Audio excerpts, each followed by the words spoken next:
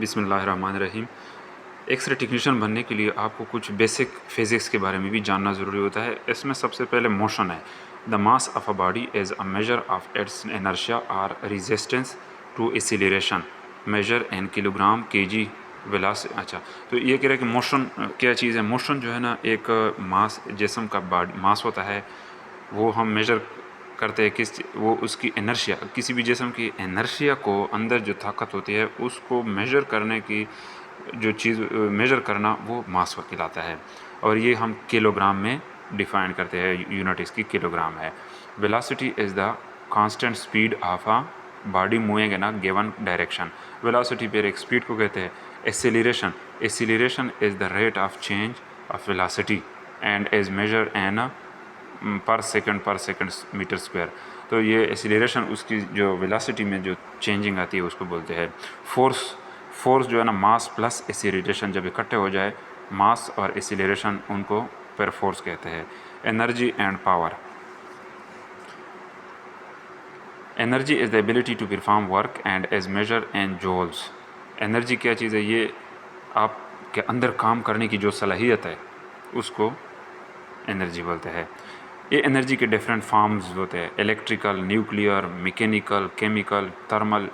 जहाँ जहाँ यूज़ होता है एनर्जी, उसको वही नाम देते हैं। उसके बाद आपने एनर्जी के सोर्सेस पढ़ने हैं। एनर्जी के सोर्सेज में ये है कि कौन सी सोर्स को कितना चाहिए। तो इसमें तो काफ़ी चीज़ें हैं, लेकिन हमने सिर्फ अपना रिलेटेड चीज़ देखनी है, जिसमें एक्सरे जनरेटर। हमने एक्सरे मशीन को चलाने के लिए हमारे पास 80 किलो वोल्ट ये चाहिए।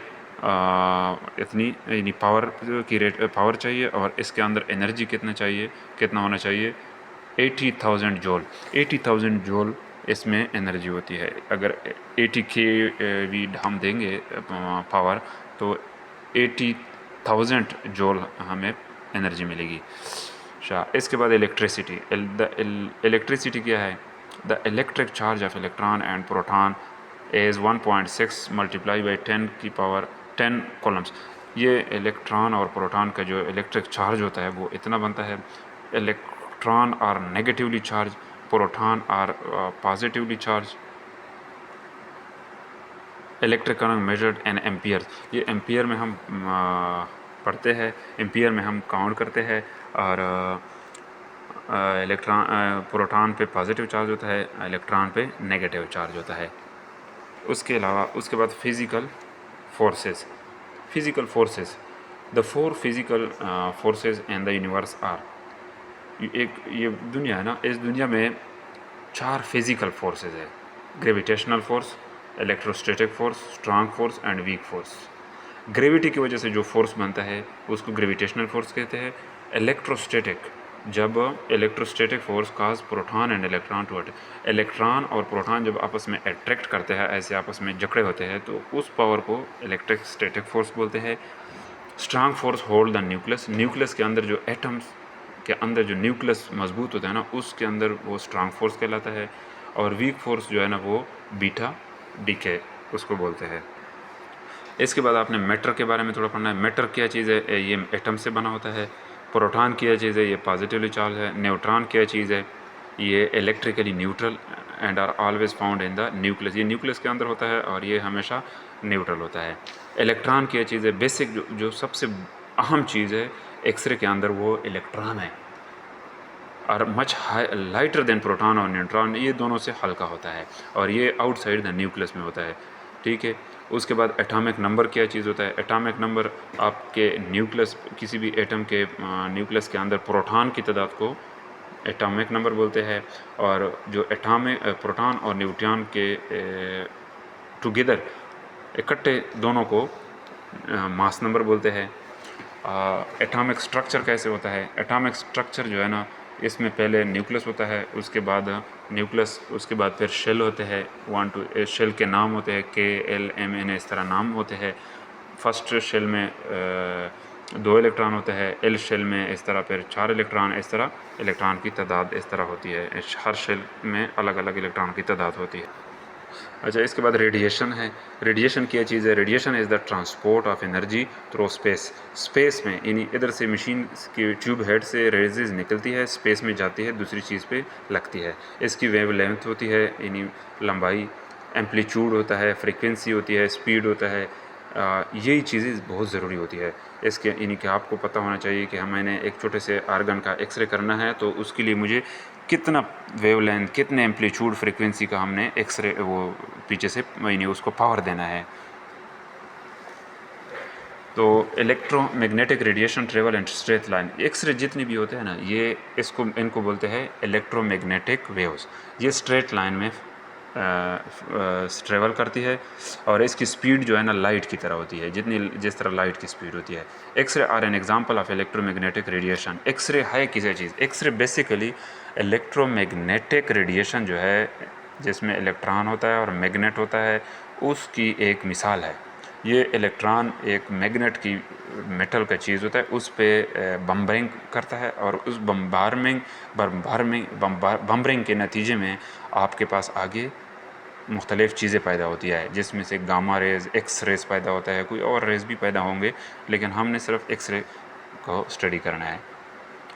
तो उसके बाद फोटान है। फोटान जो है ना, ये में भी फोटान इज़ रेडिएशन इज़ क्वांटिसाइड। जब एक रेडिएशन की हम क्वांटिटी हम मालूम करते हैं कि कितने क्वांटिटी में है, meaning that it exist in discrete quantity, के मतलब ये है कि ये बहुत डिस्क्रीट क्वांटिटी में मौजूद है, यानी मामूली से क्वांटिटी में, यानी उसके अपनी मर्ज़ी के मुताबिक क्वांटिटी में मौजूद है। इनको हम फोटान बोलते हैं।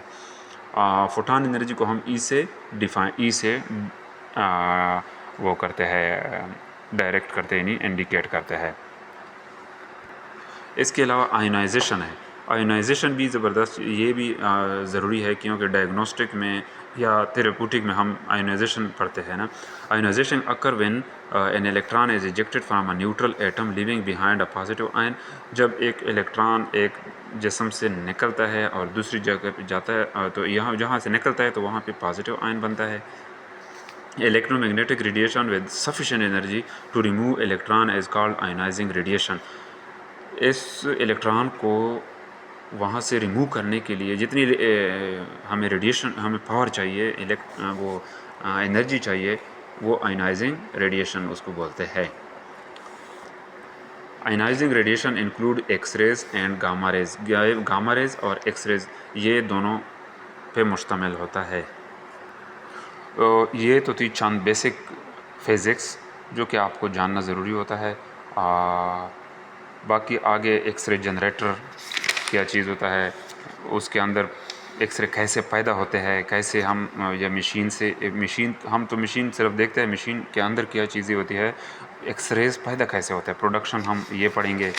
और उसके बाद एक्सरे ट्यूब के बारे में पढ़ेंगे कि एक्सरे का ट्यूब क्या चीज़ है, इसके क्या क्या क्या कैरेक्टरिस्टिक है और इसको कितना करंट चाहिए, इसमें एनोड कैथोड ये क्या चीज़ है।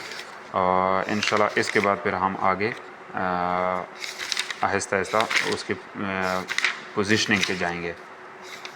तो जिन लोगों ने सब्सक्राइब नहीं किया है वो मेरे चैनल को सब्सक्राइब करें और इंशाल्लाह आप लोग घर बैठे एक्सरे टेक्नीशियन आसानी से बन जाओगे। आपको सिर्फ एक दफ़ा 2 दफ़ा विज़िट करना होगा किसी एक्सरे डिपार्टमेंट में, ताकि वहाँ पे आप मशीनें वगैरह एक दफ़ा देख ले। बाकी आपको इंशाल्लाह सारा काम ऑनलाइन घर में बैठे बैठे समझ आ जाएगा। अल्लाह हाफ़िज़।